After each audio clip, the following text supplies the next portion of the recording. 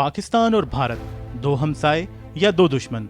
अखंड भारत के मानने वालों को देखा जाए तो उनके हिसाब से पाकिस्तान भी भारत माता का बेटा है, लेकिन न जाने क्यों भारत माता के इस टुकड़े को जिसे पाकिस्तान कहा जाता है, अखंड भारत के ख्वाब देखने वाले अपने भाई से इतनी नफरत क्यों करते हैं। दूसरी तरफ पाकिस्तानी, जिनका दीन धर्म यानी इस्लाम उन्हें हमसायों के हुकूक का ख्याल रखने की तलकीन करता है, वो भी अपने पड़ोसी को इतना पसंद नहीं करते। नफरत और दुश्मनी की साख में हर बात पर बिला वजह की मुकाबलाबाजी भी आम है। खेल का मैदान हो या फिल्म की स्क्रीन, हर जगह पाकिस्तानी और भारतीय एक दूसरे को घूरते दिखाई देते हैं। और फिर इस सब में रणभूमि कैसे पीछे रह सकती है, जहां कई छोटी बड़ी जंगें लड़ने के साथ सर्जिकल स्ट्राइक्स और टेररिज्म का सामना करने वाले पाकिस्तान और भारत मुकाबले पर हैं।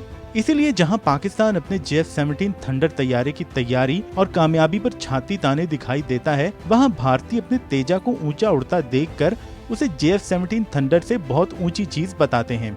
JF-17 थंडर न सिर्फ पाकिस्तान एयरफोर्स का हिस्सा बनकर बालाकोट स्ट्राइक्स के बाद भारतीय लड़ाकू विमानों MiG-21 बाइजन और सुखोई 30 का शिकार कर चुका है, बल्कि पाकिस्तान इसे नाइजीरिया और म्यांमार जैसे मुल्कों को बेच भी चुका है। तेजा को अभी न सिर्फ लड़ाई का मजा चखना है, बल्कि उसे अपने एक्सपोर्ट क्वालिटी होने का सबूत भी देना है। यहाँ हम थंडर और तेजा का कोई मुकाबला नहीं कर रहे, बल्कि JF-17 थंडर से मुतालिक दो ऐसी मालूमात की बात कर रहे हैं जिसने इंडियन एयरफोर्स और डिफेंस स्ट्रेटेजिस्ट को परेशान करके रख दिया है। पहली बात तो ये है कि चीन ने पाकिस्तान के लिए JF-17 थंडर्स की तैयारी का काम तेज बल्कि बहुत तेज कर दिया है। चीन के मोतबर जरीदे ग्लोबल टाइम्स के मुताबिक 2020 के अवाइल में पाकिस्तान को जितने JF-17 थंडर्स फराहम किए गए उतने पिछले 7 बरसों में भी नहीं किए गए। दूसरी जानिब पाकिस्तान खुद भी JF-17 थंडर्स तैयार कर रहा है। ये बात सामने आई है कि चीन में तैयार होने वाले JF-17 थंडर्स की तैयारी की मुद्दत में 15 दिन की नुमाया कमी आई है। इसके साथ ही जो असल खबर है वो ये है कि नए बनने वाले थंडर्स यकीनन ब्लॉक 3 से ताल्लुक रखते हैं, जिनके बारे में सबने सुन रखा है।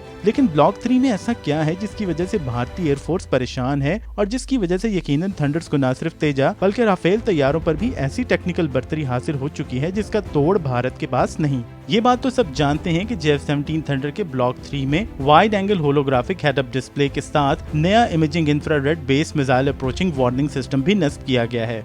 ये दोनों टेक्नोलॉजीज चीन के 5th generation stealth fighter Chengdu J-20 में इस्तेमाल की गई हैं। यानी अब JF-17 थंडर पर 5th जनरेशन टेक्नोलॉजी भी मौजूद है। 5th जनरेशन टेक्नोलॉजी के इजाफे से अब थंडर ब्लॉक 3 के पायलट को सिचुएशनल अवेयरनेस पहले से ज्यादा होगी और वो जहाज उड़ाने के बजाय कॉम्बैट पर ज्यादा तवज्जो दे सकेगा। इसके साथ ही JF-17 थंडर के ब्लॉक 3 में नया रूसी साख्ता RD-93 MA इंजन भी लगाया गया है, जो रूस के 4++ जनरेशन समझे जाने वाले MiG-35 पर भी मौजूद है। इसके अलावा ब्लॉक 3 में चीन के पहले से ज्यादा ताकतवर WS-13 इंजन का ऑप्शन भी मौजूद है। लेकिन रुकिए, बात यहाँ खत्म नहीं बल्कि यहाँ से शुरू होती है, जिसने JF-17 थंडर को राफेल के मुकाबले में ला खड़ा किया है। वो खास बात PL-15 active radar guided very long range air to air missile है और यहीं से थंडर और राफेल का मुकाबला शुरू होता है। PL-15 की रेंज 300 किलोमीटर है, जो यकीनन अमेरिकी साख्ता AMRAAM के 180 किलोमीटर की रेंज से कहीं ज्यादा है। भारतीय फिजाइया में इस्तेमाल होने वाले रूसी R-93 की ज्यादा से ज्यादा रेंज 193 किलोमीटर से भी कहीं ज्यादा। इसका सीधा सा मतलब है कि पाकिस्तान का JF-17 थंडर दुश्मन को 300 किलोमीटर की दूरी से भी निशाना बना सकता है, जबकि भारत के राफेल पर नस्ब मिटियोर मिसाइल की ऐलान शुदा रेंज 150 किलोमीटर है। तेजा पर R-77 मिसाइल नस्ब होंगे, सो इसको मजीद 107 किलोमीटर आगे आना होगा और एरियल कॉम्बैट में तो एक सेकंड की भी अहमियत होती है।